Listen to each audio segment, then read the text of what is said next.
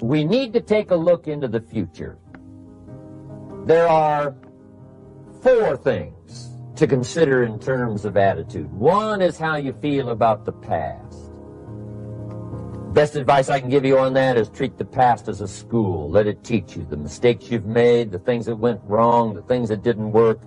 Don't use the past as a burden to carry, and don't use the past as a club to beat yourself to death. Past losses, past failures, past mistakes. But let the past be a school. Tough school maybe. We've all been through some tough stuff. So if you feel good about the past, draw from it for experience and let it teach you. Then next is how you feel about the future. We've got to have the future well designed. The future is called the promise. And here's what we teach in our leadership series. The promise of the future can be an awesome force for your own future. The promise of the future, designing the future. There's 2 ways to face the future. One is with apprehension, and the other is with anticipation. I promise you, in my travels around the world, most people face the future with apprehension. And here's why. They don't have it well designed.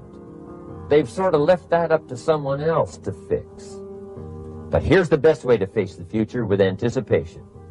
And you can face the future with anticipation if the future is clear, if the future is well designed.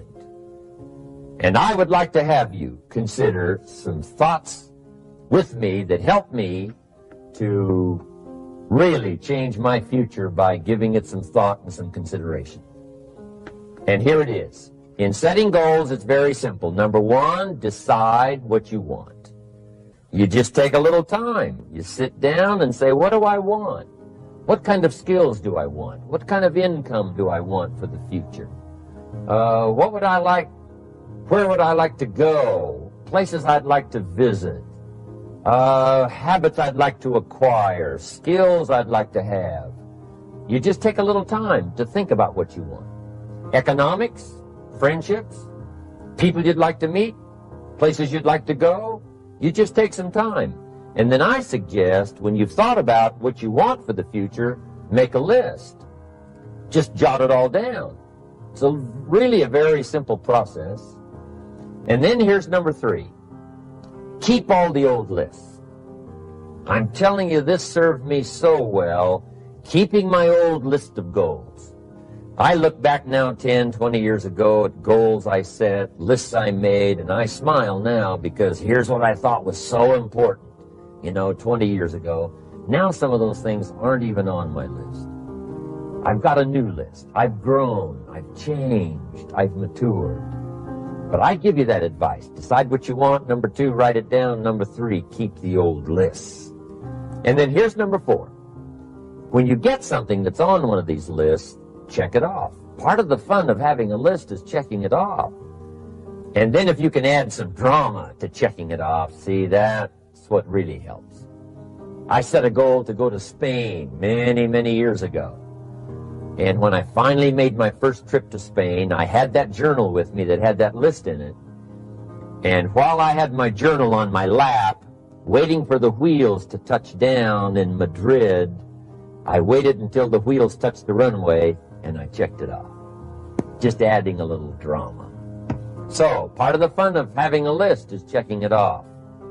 Now, here's what's important about the lists and designing your future. If the future gets clear, the price gets easier. Because you got to remember, for every promise, there's a price to pay. Everybody's got to pay the price. Everybody's got to do the deal. Everybody's got to do the disciplines. Everybody has to pay. But here's what I've discovered. If the promise is clear and powerful, the price is easy to pay. The price is some classes. The price is a few books. The price is a few disciplines. The price is finding something that'll make your life better, make you grow, make you change, make you develop. So the first part of the key is to design the promise. Then, what is the price to pay? I'm telling you, the price will be easy. Anybody in my audience can pay it, no matter where you are, where you come from. Color doesn't matter, religion doesn't matter, where you grew up doesn't matter, circumstances don't matter. I'm telling you, if you'll make the promise of the future clear for yourself, the things you want, the places you want to go, the things you want to have, the person you want to become, the skills you want, the homes you want, the future you want, the friends you want, all of the values of life that you could possibly want. If you'll make that clear, make those lists, and be serious about it, I promise you it's an easy price to pay. Anybody can pay it. And the best advice I can give you is, if I can do it, you can do it. Farm boy from Idaho, raised in obscurity, I changed my life, turned it upside down, turned it all around, found economics, found future, found promise, and if I can do it, you can do it. So, start setting your goals and see if you can't get a better excitement going for the things you want to accomplish for the future. One of the major reasons for setting goals is for what they make of you in achieving them. My teacher advised me when I first got started at age 25, he said, "Jim, why don't you set a goal to become a millionaire?" He said, "It's got a nice ring to it. You know, enough zeros to impress your accountant." And he said, "I'm here to help you. You're only 25 years old. You've been to 1 year of college. You've got a beautiful family, every reason to do it. Why don't you set a goal to become a millionaire?" And he said, "Here's why." And I thought, he doesn't need to teach me why. Wouldn't it be nice to have $1 million? He said, "No, then you'll miss it." He said, "Here's why. For what it will make of you to achieve it." I'm telling you, that statement changed my life. Set the kind of goals that will make something of you to achieve them. He said, "Now, once you become a millionaire, what's important is not the money." I thought, that's kind of strange teaching. He said, "Honest, it isn't important." He said, "You could just give the money away." Now, I did better than that. I lost it all. By the time I was 31, I was a millionaire. By the time I was 33, I was broke. And I'll tell you a little bit about that story later. But when I lost all my money, guess what? I found out Mr. Schoaf was right. What was valuable was not the money. What was valuable was what I became to earn the money. The skills I had, the knowledge I had about the marketplace, the values that I had going for me, they were more valuable than the money. And here's an important statement to remember. It's not what you get that makes you valuable. It's what you become. So part of the key here is to set the kind of goals that will make something of you. Don't set them too low so that you don't have to grow and you don't have to read and you don't have to try and you don't have to stretch. Don't set them too low. And then don't sell out. Don't go for something that's going to cost you your virtue or cost you your values or sell out your principles. There's a good middle road here to follow. Goals that will inspire, goals that will help you grow, change, develop, and become better than you are. Work harder on yourself than you do on your job. Develop the skills. Learn the lessons. Take the classes. Absorb all that is being taught to you these days.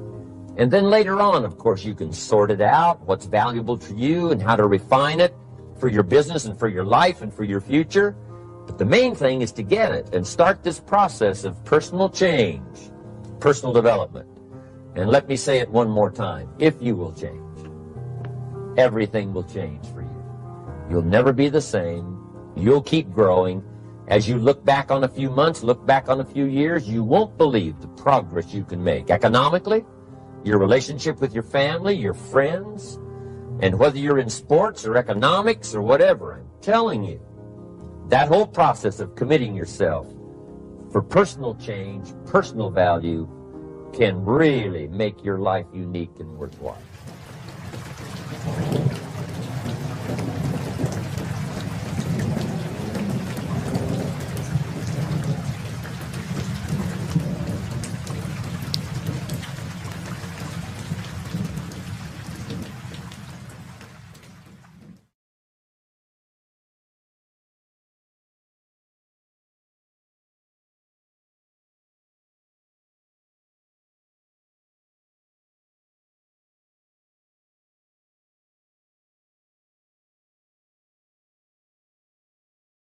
Welcome to an enlightening journey of personal development. Today we are exploring the profound wisdom of learning from your past without letting it weigh you down.